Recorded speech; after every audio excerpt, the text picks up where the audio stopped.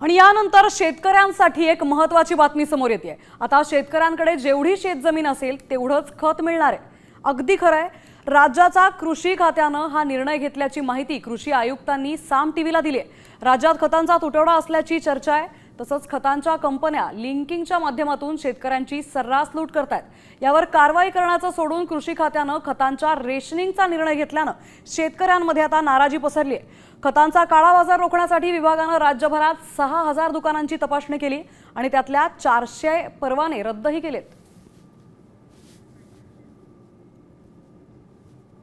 Ration म्हणण्यापेक्षा त्याचं rationalisation हा शब्द जास्त योग्य आहे की रेशन हा अर्थ असा आहे की तुम्ही त्याच्या गरजेशी संबंध थेट जोडत नाही, उपलब्धतेशी जोडता।